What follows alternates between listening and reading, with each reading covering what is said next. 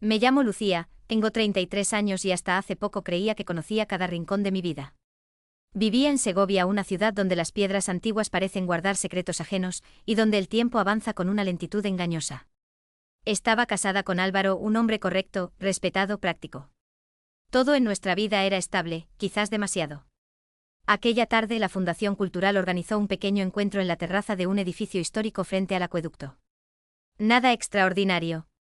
Vino gente del ayuntamiento, artistas locales, conocidos de siempre. Yo llevaba un vestido azul oscuro, sencillo pero ceñido a la cintura, con una caída suave que rozaba mis rodillas. No era provocador, pero sabía que me sentaba bien. Bajo la tela, un conjunto de encaje claro que nadie vería, pero que me hacía sentir despierta, presente.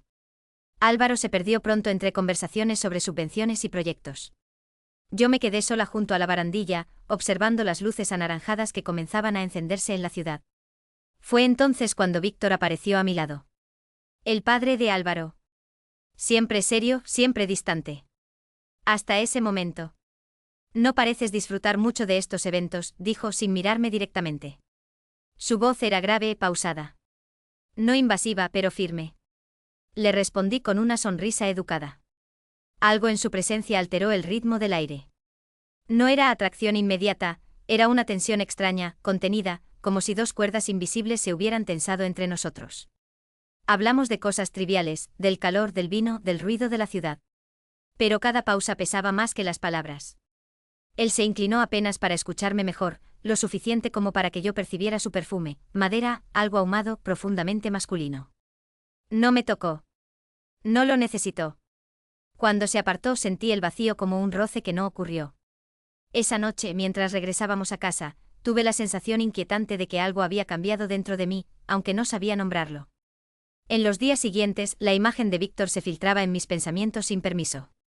No como un deseo explícito, sino como una presencia. Una pregunta sin formular. Volví a verlo durante una comida familiar en su casa de campo, a las afueras de Segovia. El aire olía a romero y tierra húmeda. Llevaba un vestido claro, de manga corta, que dejaba ver mis brazos tostados por el sol. Él me observó en silencio mientras servía vino, y por un segundo sentí que todo lo demás desaparecía. No pasó nada. Y sin embargo, todo había empezado. Esa noche, al mirarme en el espejo antes de dormir, no vi a una esposa, ni a una mujer correcta. Vi a alguien despertando. Y por primera vez en mucho tiempo sentí miedo, y deseo al mismo tiempo. Después de aquella comida en la casa de campo, mi vida siguió normal, solo por fuera. Por dentro, algo se había desordenado para siempre. Álvaro hablaba de contratos, de reuniones en Valladolid, de un terreno que quería comprar antes de que suba el precio. Yo asentía, servía la cena, sonreía cuando tocaba. Pero mi atención se partía en dos, como si una parte de mí se quedara siempre en otra habitación, en un lugar donde Víctor respiraba cerca y la realidad tenía otra temperatura. No hubo mensajes al principio. Ni llamadas. Solo ese silencio raro que no parecía distancia, sino un tipo de espera. Una mañana me desperté antes del amanecer. La casa estaba quieta, el frío de enero se colaba por la ventana y la luz era gris, espesa. Fui a la cocina, me hice café y me quedé de pie, con la taza entre las manos, mirando la calle vacía. Sentí que mi cuerpo recordaba cosas que todavía no habían pasado. Ese día, sin saber por qué, elegí ropa interior diferente. No para alguien. Para mí. Como una contraseña secreta que solo yo entendía. La excusa llegó sola, como si el destino también supiera inventarlas. Álvaro cumplía años pronto y yo quería hacerle un collage familiar, fotos antiguas, recuerdos, algo emotivo para que sus amigos vieran la historia de su vida. Recordé de repente que Víctor guardaba álbumes viejos en su trastero. Lo pensé 2 veces. Luego llamé. Pásate después de las 4, respondió él. Breve, sin preguntas. Colgué y me quedé mirando la pantalla, con el corazón demasiado despierto. Aquella tarde llovía. Las calles de Segovia brillaban como si alguien las hubiera barnizado. Me puse un abrigo largo, un vestido de punto oscuro y botas sencillas. Me recogí el pelo en una coleta baja. Quería parecer normal, y al mismo tiempo no quería. Cuando llegué, la puerta estaba entreabierta. Víctor me recibió con un jersey gris y vaqueros, como si no hubiera salido de casa en todo el día. Tenía la barba apenas marcada y esa expresión suya, tranquila, que siempre parecía esconder algo. ¿Vienes por el álbum?, dijo y sonrió apenas. Sí, respondí. Y los dos supimos que esa palabra no alcanzaba. Me condujo a una sala con una mesa de madera, una lámpara cálida y un termo de té. En una bandeja había galletas, y un tarro de mermelada casera que olía a frutas y a hogar. Ese detalle tan cotidiano me resultó casi peligroso. La intimidad no siempre empieza con un beso, a veces empieza con una taza servida en silencio. Nos sentamos. Él sacó el álbum y empezamos a pasar páginas. Fotos de Álvaro con uniforme escolar, una excursión al mar, una Navidad antigua con árboles demasiado decorados. Yo me reí en el momento exacto y me callé justo cuando debía callarme, como si mi cuerpo supiera seguir un guión invisible. Aquel día viniste con una blusa celeste, murmuró él, sin mirar el álbum. Álvaro no te quitaba los ojos de encima. Me quedé quieta. Sentí una punzada extraña, mezcla de nostalgia y algo más oscuro. Yo también lo noté, dije, intentando sonar ligera. Víctor pasó la página despacio, como si quisiera ganar tiempo. Hay cosas que uno ve tarde, susurró, casi para sí. No me miró a los ojos. Miró mi cuello. Mi clavícula. Un segundo. 2. Como si midiera el límite exacto de lo permitido. El silencio se volvió espeso. Yo apoyé los dedos en la mesa y los vi temblar apenas. Entonces su mano quedó cerca de la mía. No la puso encima. No me atrapó. Solo la dejó allí, como una pregunta sin voz. Yo respiré hondo y sin pensar demasiado, coloqué mi palma sobre la suya. Fue un gesto pequeño. Pero el mundo dentro de mí hizo un ruido como de cerradura al girar. Él apretó mis dedos, una presión firme, breve, y luego aflojó. No se acercó más. No dijo nada. Pero su respiración cambió. La mía también. El teléfono sonó en el bolsillo de mi abrigo. Un mensaje de Álvaro, no tardes. Hoy cenamos con mi primo. La realidad me pegó un tirón. Tengo que irme, dije, casi en un susurro. Víctor asintió. Se levantó y me acompañó hasta la puerta con el álbum en las manos. En el umbral, la lluvia seguía cayendo. Antes de abrir del todo, él se inclinó un poco hacia mí, lo suficiente para que su voz me rozara como un secreto. Ten cuidado, Lucía. Sentí un escalofrío. ¿De qué? Pregunté, aunque lo sabía. Víctor me miró por fin a los ojos, serio, sin teatralidad. De ti misma. Me fui con el álbum apretado contra el pecho, como si estuviera robando algo. En el taxi las luces se estiraban en el cristal mojado y yo me repetía que no había pasado nada. Pero mi mano recordaba la presión de la suya. Y mi cuerpo ya no sabía fingir indiferencia. Esa noche en casa, Álvaro me habló de su trabajo. Me tocó el hombro, me preguntó si estaba cansada. Yo respondí lo correcto. Sonreí lo justo. Y cuando al fin me quedé sola en el baño, apoyé la frente en el espejo. No era culpa lo que sentía. Era hambre de verdad. Y en medio de esa tormenta silenciosa, llegó el mensaje que partió mi semana en dos. Me voy a la casa del pueblo un par de días. No habrá nadie. Si quieres venir, ven sin explicaciones. Solo, estate. Leí esas líneas una y otra vez con la garganta seca. Con el corazón ardiendo. Y con una certeza que ya no podía negar, el borde se había acercado. Solo faltaba dar el paso. El camino hacia la casa de campo se me hizo irreal. El paisaje pasaba lento, como si alguien hubiera bajado la velocidad del mundo solo para mí.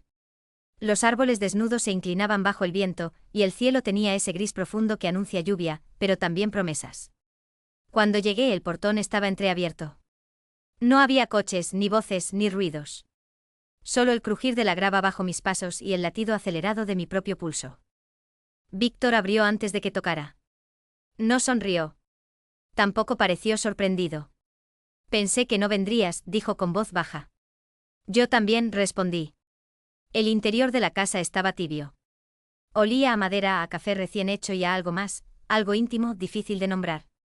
Me quité el abrigo despacio, consciente de cada movimiento. Llevaba un vestido sencillo de tela suave que caía sobre mis rodillas. Nada provocador. Nada inocente. Nos sentamos frente a frente con una mesa baja entre nosotros. El silencio no pesaba, respiraba. Se movía. Nos observaba. No deberíamos estar aquí, dije al fin. Lo sé, respondió. Pero tampoco deberíamos fingir que no sentimos nada. Levanté la mirada. Sus ojos estaban oscuros, serenos, pero había algo en ellos que me desarmó. No deseo impaciente. No urgencia. Era otra cosa. Algo más peligroso. Me levanté para ir a la ventana. Necesitaba aire. Afuera el campo parecía suspendido en el tiempo. Él se acercó despacio sin tocarme como si midiera cada paso. No quiero hacerte daño, dijo. Ya lo estás haciendo, susurré sin reproche. Sentí su presencia detrás de mí. No me tocó. Solo acercó su mano a mi hombro, sin llegar a rozarlo. La tensión era casi insoportable. Cada músculo de mi cuerpo parecía saber exactamente dónde estaba él. Si doy un paso más, dijo, no habrá marcha atrás. Cerré los ojos. Mi respiración se volvió irregular. Entonces no des ese paso, murmuré. Pero no me moví. El silencio se quebró con el sonido lejano del viento golpeando las ventanas. Él retiró la mano, lentamente como si se obligara a hacerlo. Sentí una punzada inesperada, una mezcla de alivio y pérdida. Es mejor así, añadió con una firmeza que no parecía del todo sincera. Asentí sin mirarlo. Me sentía al borde de algo enorme, algo que podía destruirlo todo o, quizá, revelarlo.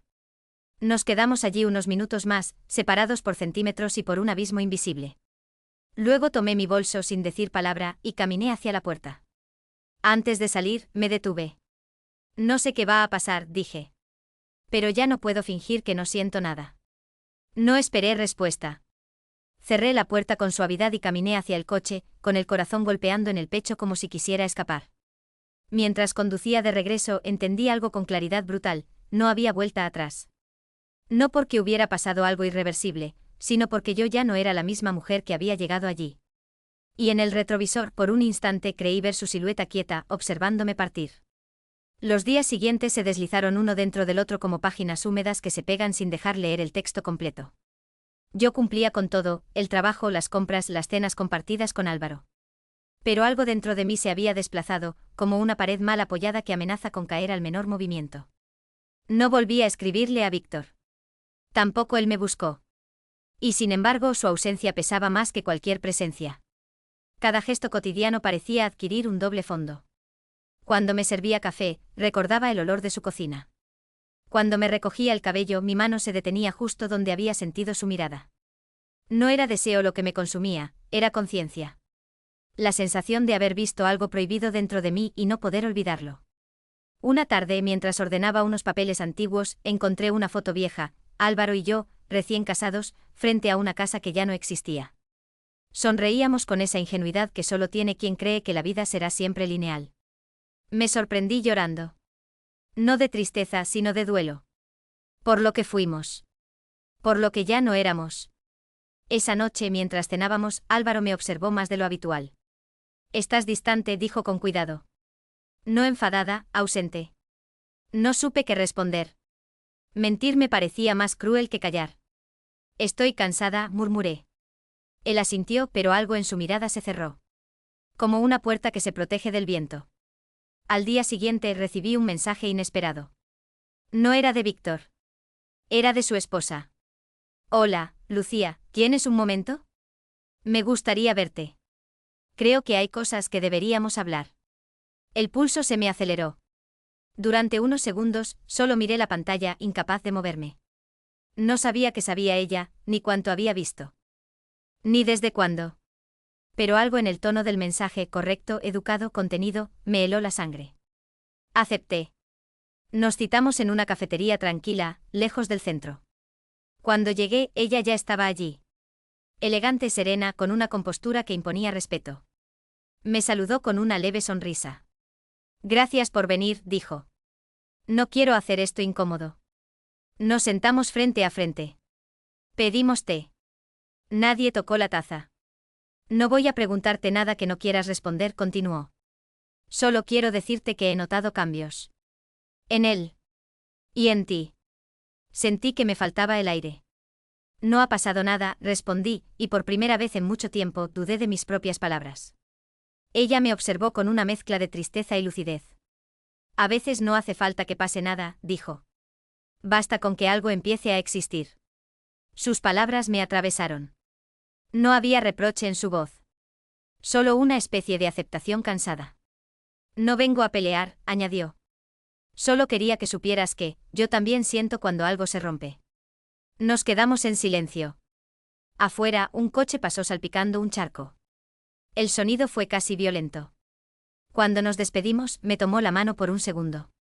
No fue un gesto hostil. Fue humano. Dolorosamente humano.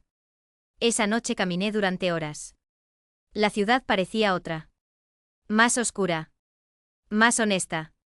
Cada farola era una pregunta sin respuesta. Comprendí entonces que el verdadero punto de no retorno no era un beso ni una confesión. Era la conciencia. Saber. Haber despertado. Cuando llegué a casa, encontré un mensaje en el teléfono. Lo sé. Y aún así, no puedo dejar de pensar en ti. No había firma. No hacía falta. Me senté en el borde de la cama, el corazón desbocado. Por primera vez no sentí deseo inmediato, sino algo más profundo, responsabilidad. Dolor. Y una claridad insoportable. Sabía que el siguiente paso, cualquiera que fuera, cambiaría demasiadas cosas. Y esta vez no habría marcha atrás. La noche en que todo cambió no tuvo música, ni lluvia, ni señales grandilocuentes. Solo silencio. Un silencio espeso, como si la ciudad entera hubiera contenido la respiración junto conmigo. Estaba sentada en el borde de la cama, con el teléfono apagado entre las manos. La conversación con la esposa de Víctor seguía resonando dentro de mí, no como reproche sino como un espejo. Ella no me había acusado. No me había odiado. Me había mirado con una calma que dolía más que cualquier grito. Y eso me obligó a mirarme a mí misma. Durante días caminé como suspendida entre dos realidades. Una a la conocida, ordenada, segura, donde yo era esposa, rutina, costumbre. La otra incómoda, ardiente, peligrosa, donde me sentía viva, deseada, despierta. No era una elección entre dos hombres. Era una elección entre dos versiones de mí. Esa tarde, mientras la luz caía lenta sobre los tejados, recibí un mensaje corto. Sin adornos. Estoy en la casa. No te espero. Solo quería que lo supieras. Lo leí varias veces. No era una invitación. No era una súplica. Era una despedida posible. Y comprendí algo con una claridad dolorosa: si iba, no sería para buscar algo. Sería para cerrar un círculo. Tomé el abrigo. Salí sin hacer ruido. El camino hasta la casa me resultó extrañamente tranquilo. Los árboles se mecían con suavidad, y el aire olía a tierra húmeda y hojas secas. Cuando llegué, la puerta estaba entreabierta como siempre. Como si el lugar supiera que yo volvería una última vez. Él estaba en la cocina, de espaldas, preparando té. Se giró al oírme. No sonrió. Sabía que vendrías, dijo simplemente. Yo también, respondí. Nos sentamos frente a frente. No hubo nervios ni tensión contenida. Solo una calma profunda, casi triste. No quiero destruir nada, dije. Ni tu vida, ni la mía. Ya lo sé, respondió. Por eso no hice nada. Por eso no te llamé. Nos miramos largo rato. Era el adiós más honesto que podíamos permitirnos. Me levanté, caminé hacia él y lo abracé. No hubo urgencia. No hubo deseo. Solo un abrazo largo, firme, humano.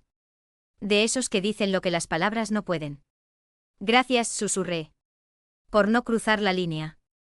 Gracias a ti, respondió. Por saber detenerte. Cuando me separé sentí una calma nueva. No alivio. No tristeza. Algo más maduro. Más limpio. Salí de la casa sin mirar atrás. Esa noche, al llegar a mi hogar, me senté frente al espejo. Me vi distinta. No más joven, no más bella. Más consciente. Comprendí que algunas historias no están hechas para vivirse hasta el final, sino para despertarnos. Para recordarnos quiénes somos antes de perdernos en el ruido del mundo. Y por primera vez en mucho tiempo me sentí completa. No porque hubiera elegido el camino fácil, sino porque había elegido con honestidad. La vida seguía. Y yo por fin, también.